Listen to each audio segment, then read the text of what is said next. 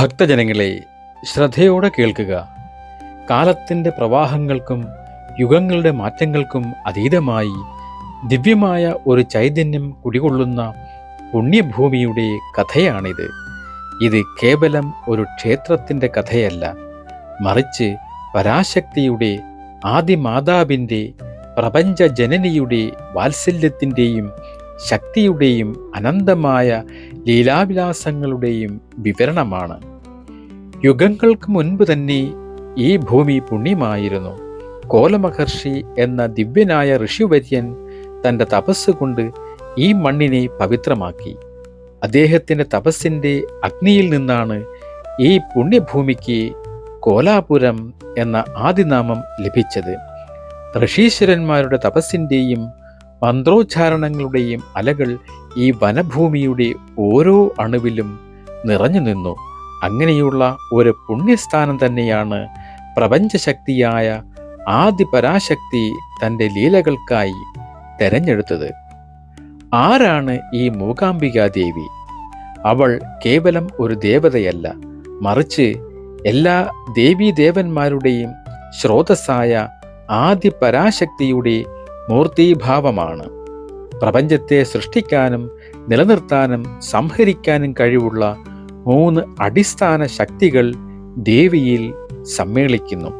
അവൾ മഹാസരസ്വതിയായി ജ്ഞാനശക്തിയെ പ്രദാനം ചെയ്യുന്നു, അറിവിൻ്റെയും കലയുടെയും പ്രകാശമായി വർത്തിക്കുന്നു. അവൾ മഹാലക്ഷ്മിയായി ഇച്ഛാശക്തിയെ പ്രതിനിധീകരിക്കുന്നു, അഭിവൃദ്ധിയുടെയും ഐശ്വര്യത്തിൻ്റെയും ഉറവിടമാകുന്നു. അവൾ മഹാകാളിയായി ക്രിയാശക്തിയുടെ പ്രതീകമാകുന്നു, ദുഷ്ടശക്തികളെ നിഗ്രഹിച്ച് ധർമ്മം സംരക്ഷിക്കുന്ന സംഹാരരൂപിണിയാകുന്നു. ഈ 3 ഭാവങ്ങളും ഒരുമിക്കുന്ന ത്രിഗുണങ്ങൾക്കും അതീതമായ നിർഗുണ പരബ്രഹ്മത്തിൻ്റെ സദ്ഗുണരൂപമാണ് കൊല്ലൂരിലെ അമ്മ. ഈ പുണ്യഭൂമിയിൽ ദേവിയുടെ ആദ്യത്തെ സാന്നിധ്യം ഒരു വിഗ്രഹരൂപത്തിൽ ആയിരുന്നില്ല. മഹിഷാസുരൻ എന്ന അസുര ചക്രവർത്തി ത്രിലോകങ്ങളെയും അടക്കിവാണ കാലം ദേവന്മാർ സ്ഥാനഭ്രഷ്ടരായി. അവർ ബ്രഹ്മാവിനെയും മഹാദേവനെയും കൂട്ടി മഹാവിഷ്ണുവിനെ ശരണം പ്രാപിച്ചു. പുരുഷന്മാരാൽ വധിക്കപ്പെടാനാവാത്ത മഹിഷനെ നിഗ്രഹിക്കാൻ ആദ്യപരാശക്തിക്ക് മാത്രമേ സാധിക്കൂ എന്ന് മനസ്സിലാക്കിയ ത്രിമൂർത്തികളും ദേവന്മാരും കോലമഹർഷി തപസ് ചെയ്യുന്ന ഈ പുണ്യഭൂമിയിലെത്തി അമ്മയെ സ്തുതിച്ചു. അവരുടെ പ്രാർത്ഥനയിൽ സംപ്രീതയായ ദേവി ഒരു ദിവ്യമായ പ്രകാശമായി, ഒരു ജ്യോതിയായി അവർക്ക് മുന്നിൽ പ്രത്യക്ഷയായി മഹിഷനെ നിഗ്രഹിച്ചു. ആ തേജോരൂപിണിയായ പ്രകാശം പിന്നീട് ഭൂമിയുടെ രക്ഷയ്ക്കായി ഒരു സ്വയംഭൂ ലിംഗമായി ഈ മണ്ണിൽ ഉറച്ചു. അതാണ് ഇന്നു നാം ആരാധിക്കുന്ന ക്ഷേത്രത്തിൻ്റെ മൂലകാരണമായ ശിവശക്തി ഐക്യരൂപത്തിലുള്ള ജ്യോതിർലിംഗം. ഭഗവതിക്ക് മൂകാംബിക എന്ന മനോഹരമായ പേര് എങ്ങനെ ലഭിച്ചു എന്നതിന് പിന്നിൽ ധർമ്മ സംരക്ഷണത്തിൻ്റെ ഒരു ദിവ്യമായ ലീലയുണ്ട്. കൗമാസുരൻ അല്ലെങ്കിൽ കംഹാസുരൻ എന്നൊരു അസുരനുണ്ടായിരുന്നു. അമരത്വം നേടി ത്രിലോകങ്ങളെയും അടക്കി ഭരിക്കുക എന്നതായിരുന്നു അവൻ്റെ ലക്ഷ്യം. അതിനായി അവൻ ഭഗവാൻ പരമശിവനെ പ്രീതിപ്പെടുത്താൻ അതികഠിനമായ തപസ്സനുഷ്ഠിച്ചു. അവൻ്റെ തപസ്സിൻ്റെ ശക്തിയിൽ ലോകം വിറച്ചു. ദേവന്മാർ ഭയചകിതരായി. ഈ അസുരന് അമരത്വം ലഭിച്ചാൽ സംഭവിക്കാവുന്ന വിപത്തുകൾ അവർ മുൻകൂട്ടി കണ്ടു. അവർ ഓടിച്ചെന്ന് ആദിപരാശക്തിയുടെ പാദങ്ങളിൽ അഭയം തേടി. അമ്മയുടെ ഹൃദയം കരുണയാൽ നിറഞ്ഞു. എന്നാൽ തപസ് ചെയ്യുന്ന ഒരാൾക്ക് ഇഷ്ടവരം നൽകാതിരിക്കുന്നത് ധർമ്മലംഘനമാണ്. അതിനാൽ ദേവി ഒരു ഉപായം പ്രയോഗിച്ചു. കൗമാസുരന്റെ തപസ്സിൽ സംപ്രീതനായി ഭഗവാൻ ശിവൻ അവൻ്റെ മുന്നിൽ പ്രത്യക്ഷപ്പെട്ട് എന്താണ് നിന്റെ വരം എന്ന് ചോദിച്ച അതേ നിമിഷം ജ്ഞാനത്തിൻ്റെയും വാക്കിൻ്റെയും ദേവതയായ സരസ്വതിയുടെ രൂപത്തിൽ അമ്മ ആ അസുരന്റെ നാവിൽ കുടികൊണ്ടു. അമരത്വം എന്ന വരം ചോദിക്കാൻ തുടങ്ങിയ അവൻ്റെ നാവ് കുഴഞ്ഞുപോയി. അവന് വാക്കുകൾ പുറത്തു വന്നില്ല. അവൻ മൂകനായി, ഊമയായി തീർന്നു. വരം ചോദിക്കാൻ കഴിയാതെ നിന്ന അസുരനെ കണ്ടപ്പോൾ ഒന്നും മിണ്ടാതെ ഭഗവാൻ ശിവൻ അപ്രത്യക്ഷനായി. ഈ സംഭവം കൗമാസുരനെ കോപാകുലനാക്കി. വരം നഷ്ടപ്പെട്ടതിലുള്ള നിരാശയും അപമാനവും അവനെ ഒരു ഭീകര സത്വമാക്കി മാറ്റി. മൂകനായതുകൊണ്ട് അവൻ മൂകാസുരൻ എന്നറിയപ്പെട്ടു. അവൻ തൻ്റെ അസുരശക്തി മുഴുവൻ ഉപയോഗിച്ച് ദേവലോകവും ഭൂമിയും ആക്രമിച്ചു. ഋഷീശ്വരന്മാരുടെ യാഗങ്ങൾ മുടക്കി, നിരപരാധികളെ കൊന്നൊടുക്കി. അവൻ്റെ ക്രൂരതകൾക്ക് അതിരില്ലാതെയായി. ഇവിടെയാണ് നാം ഒരു വലിയ തത്വം മനസ്സിലാക്കേണ്ടത്. കൗമാസുരന്റെ തപസ് എന്നത് അഹങ്കാരത്തിൻ്റെ ഊർജമാണ്. അമരത്വം എന്ന വരം ആ അഹങ്കാരത്തിൻ്റെ സ്ഥിരപ്രതിഷ്ഠയ്ക്കുള്ള ആഗ്രഹമാണ്. ജ്ഞാനസ്വരൂപിണിയായ ദേവി ആദ്യം അവൻ്റെ വാക്കിനെ ഇല്ലാതാക്കി. അഹങ്കാരത്തിന് ആവശ്യപ്പെടാനും പ്രഖ്യാപിക്കാനുമുള്ള കഴിവിനെയാണ് ദേവി ഇല്ലാതാക്കിയത്. അതിനുശേഷമുള്ള മൂകാസുരന്റെ സംഹാരതാണ്ഡവം വാക്കിൻ്റെ വിവേകമില്ലാതെ ശക്തി മാത്രം അവശേഷിച്ച അഹങ്കാരത്തിൻ്റെ ഭ്രാന്തമായ അഴിഞ്ഞാട്ടമാണ്. ഒടുവിൽ ലോകത്തിൻ്റെ രക്ഷയ്ക്കായി ദേവന്മാരും ഋഷിമാരും വീണ്ടും അമ്മയെ ശരണം പ്രാപിച്ചു. ഇത്തവണ ദേവി തൻ്റെ പൂർണ്ണരൂപത്തിൽ ത്രിമൂർത്തികളുടെയും സർവദേവന്മാരുടെയും ശക്തിയെ ആവാഹിച്ച് സിംഹവാഹിനിയായി സർവായുധധാരിണിയായി മൂകാസുരന്റെ മുന്നിൽ പ്രത്യക്ഷപ്പെട്ടു. ഘോരമായ ഒരു യുദ്ധം നടന്നു. ഒടുവിൽ അമ്മ തൻ്റെ ശൂലം കൊണ്ട് മൂകാസുരന്റെ മാറു പിളർന്ന് അവനെ നിഗ്രഹിച്ചു. ലോകം വീണ്ടും ശാന്തമായി. അന്നു മുതൽ മൂകനെ നിഗ്രഹിച്ച ആ മഹാമാതാവിനെ ദേവന്മാരും മനുഷ്യരും ഭക്തിയോടെ മൂകാംബിക എന്ന് വിളിച്ചു തുടങ്ങി. മൂകന്റെ അംബിക, അതായത് അമ്മ. കൊല്ലൂർ ക്ഷേത്രത്തിൻ്റെ ഹൃദയത്തിലേക്ക്, അതിൻ്റെ ചൈതന്യത്തിൻ്റെ ഉറവിടത്തിലേക്ക് നമുക്ക് പ്രവേശിക്കാം. ശ്രീകോവിലിൻ്റെ കേന്ദ്രബിന്ദു ഒരു വിഗ്രഹമല്ല, മറിച്ച് ആ സ്വയംഭൂ ജ്യോതിർലിംഗമാണ്. പുറമേക്ക് ഏകദേശം ഒരടി മാത്രം ഉയരമുള്ള ലളിതമായ രൂപത്തിലുള്ള ഈ ശിവലിംഗം പ്രപഞ്ചത്തിൻ്റെ മുഴുവൻ രഹസ്യങ്ങളെയും തന്നിൽ ഒളിപ്പിക്കുന്നു. ഈ ജ്യോതിർലിംഗത്തിന് ഏറ്റവും വലിയ പ്രത്യേകത അതിനെ രണ്ടായി വിഭജിക്കുന്ന സുവർണ രേഖയാണ്. ഇത് കാലക്രമേണ സംഭവിച്ച ഒരു വിള്ളലോ കേടുപാടോ അല്ല, മറിച്ച് പ്രപഞ്ചത്തിൻ്റെ അടിസ്ഥാന തത്വങ്ങളെ വേർതിരിക്കുന്ന ദിവ്യമായ ഒരു അതിർവരമ്പാണ്. ഈ രേഖ ലിംഗത്തെ കൃത്യം പകുതിയായല്ല വിഭജിക്കുന്നത്. വലതുഭാഗം ചെറുതും ഇടതുഭാഗം വലുതുമാണ്. ഇതിലൊരു വലിയ തത്വം അടങ്ങിയിരിക്കുന്നു. വലതുഭാഗം അല്ലെങ്കിൽ ചെറിയ ഭാഗം ഇത് പുരുഷ തത്വത്തെ അഥവാ ശിവതത്വത്തെ പ്രതിനിധീകരിക്കുന്നു. സൃഷ്ടി സ്ഥിതി സംഹാര കർത്താക്കളായ ബ്രഹ്മാവ്, വിഷ്ണു, മഹേശ്വരൻ എന്നീ ത്രിമൂർത്തികളുടെ സാന്നിധ്യം ഈ ഭാഗത്താണ് സങ്കല്പിക്കപ്പെടുന്നത്. ഇത് നിശ്ചലമായ ശുദ്ധമായ ബോധമാണ്. ഇനി ഇടതുഭാഗം, അതായത് വലിയ ഭാഗം നോക്കിയാൽ ഇത് പ്രകൃതിയെ അഥവാ ശക്തി തത്വത്തെ പ്രതിനിധീകരിക്കുന്നു. മഹാകാളി, മഹാലക്ഷ്മി, മഹാസരസ്വതി എന്നീ ത്രിദേവിമാരുടെ ചൈതന്യം ഈ ഭാഗത്ത് കുടികൊള്ളുന്നു. ഇത് ചലനാത്മകമായ സൃഷ്ടിപരമായ ഊർജമാണ്. ഈ അസന്തുലിതമായ വിഭജനം നമ്മോട് പറയുന്നത് ഈ ക്ഷേത്രത്തിൽ ശക്തിക്കാണ് പ്രാധാന്യം എന്നാണ്. ശിവൻ എന്ന ബോധത്തിൽ നിന്നാണ് ശക്തി എന്ന ഊർജം ഉണ്ടാകുന്നതെങ്കിലും ആ ഊർജത്തിൻ്റെ ലീലാവിലാസങ്ങളാണ് പ്രപഞ്ചമായി നമുക്ക് അനുഭവപ്പെടുന്നത്. അതിനാൽ പ്രപഞ്ചത്തിൻ്റെ അമ്മയായ ശക്തിക്ക് ഇവിടെ കൂടുതൽ പ്രാധാന്യം നൽകിയിരിക്കുന്നു. കൊല്ലൂരിലെ ഈ ജ്യോതിർലിംഗം കേവലം ഒരു ആരാധനാമൂർത്തിയല്ല, മറിച്ച് ശിലയിൽ കുത്തിയ ഒരു തത്വചിന്തയാണ്. അത് ശിവനും ശക്തിയും രണ്ടല്ലെന്നും ഒന്ന് ബോധവും മറ്റേത് അതിൻ്റെ പ്രകാശനവുമാണെന്നുമുള്ള അദ്വൈത സത്യത്തെ നിശബ്ദമായി നമ്മെ പഠിപ്പിക്കുന്നു. ഇത് അർദ്ധനാരീശ്വര സങ്കല്പത്തിൻ്റെ ഏറ്റവും ഉദാത്തമായ മൂർത്തമായ ആവിഷ്കാരമാണ്. യുഗങ്ങൾക്കിപ്പുറം ഭാരതഭൂമിയിൽ അദ്വൈത വേദാന്തത്തിന്റെ സൂര്യനായി ആദി ശങ്കരാചാര്യർ ഉദയം ചെയ്തു. ധർമ്മഗ്ലാനി സംഭവിച്ച ഭാരതത്തെ തൻ്റെ ജ്ഞാനം കൊണ്ട് അദ്ദേഹം പുനരുദ്ധരിച്ചു.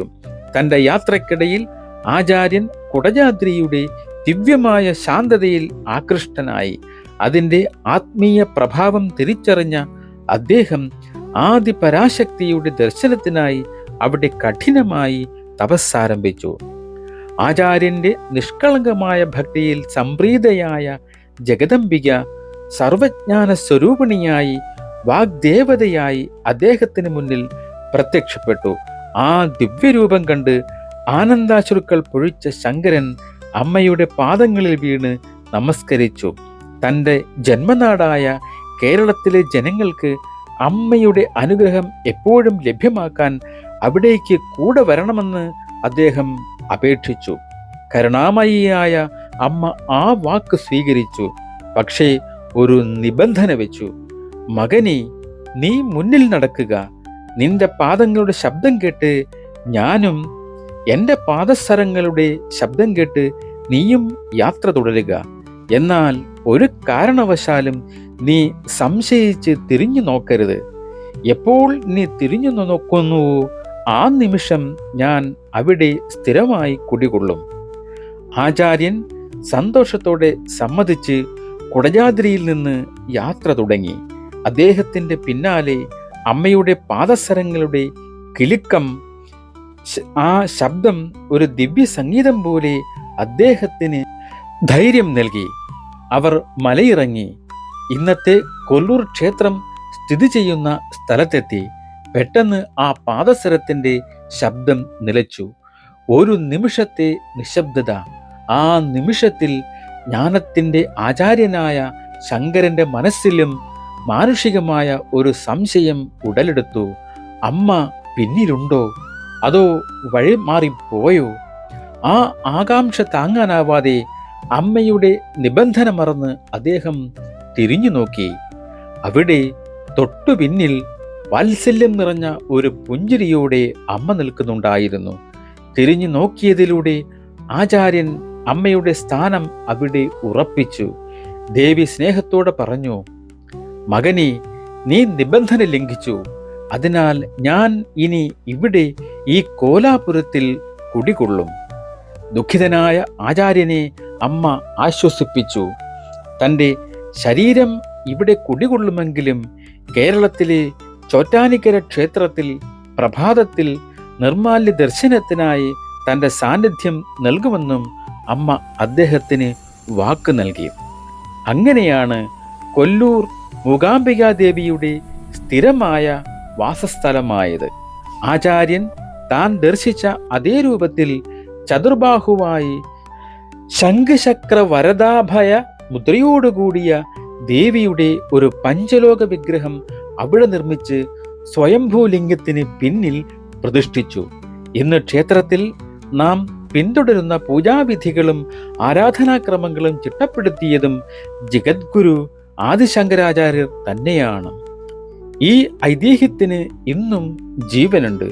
ഒരു ദിവസമെങ്കിലും ഒരു മലയാളി ഭക്തർ ദർശനത്തിന് എത്താതിരുന്നാൽ അന്ന് ദേവി തൻ്റെ വാക്കുപാലിച്ച് കേരളത്തിലേക്ക് യാത്രയാകുമെന്നൊരു വിശ്വാസം നിലനിൽക്കുന്നു. അതിനാൽ കൊല്ലൂരിലേക്കുള്ള ഓരോ മലയാളിയുടെയും തീർത്ഥയാത്ര കേവലം വ്യക്തിപരമായ പുണ്യത്തിനു വേണ്ടി മാത്രമല്ല, മറിച്ച് ആചാര്യന്റെ ആഗ്രഹത്തെ നിലനിർത്താനും അമ്മയുടെ സാന്നിധ്യം അവിടെ ഉറപ്പിക്കാനുമുള്ള ഒരു പുണ്യകർമ്മം കൂടിയായി മാറുന്നു. ക്ഷേത്രത്തിൻ്റെ പുണ്യം അതിൻ്റെ മതിൽക്കെട്ടിനുള്ളിൽ ഒതുങ്ങുന്നില്ല. അതിനു ചുറ്റുമുള്ള പ്രകൃതിയും ദിവ്യമാണ്. ക്ഷേത്രത്തിനടുത്തുകൂടി ഒഴുകുന്ന സൗപർണിക നദിക്ക് പറയാൻ ഭക്തിയുടെയും മാതൃസ്നേഹത്തിൻ്റെയും ഒരു കഥയുണ്ട്. കൈശ്യപ പ്രജാപതിക്ക് കദ്രു, വനിത എന്നിങ്ങനെ 2 ഭാര്യമാരുണ്ടായിരുന്നു. നാഗങ്ങളുടെ മാതാവായിരുന്നു കദ്രു, ഗരുഡന്റെ മാതാവായിരുന്നു വിനത. ഒരു പന്തയത്തിൽ തോറ്റ വിനത കദ്രുവിന്റെ ദാസിയായി തീർന്നു. സ്വന്തം അമ്മ ദാസ്യവൃത്തി ചെയ്യുന്നത് കണ്ട് ഗരുഡന്റെ ഹൃദയം വേദനിച്ചു. അമ്മയെ ദാസ്യത്തിൽ നിന്ന് മോചിപ്പിക്കാൻ എന്തു വേണമെങ്കിലും ചെയ്യാൻ അദ്ദേഹം തയ്യാറായിരുന്നു.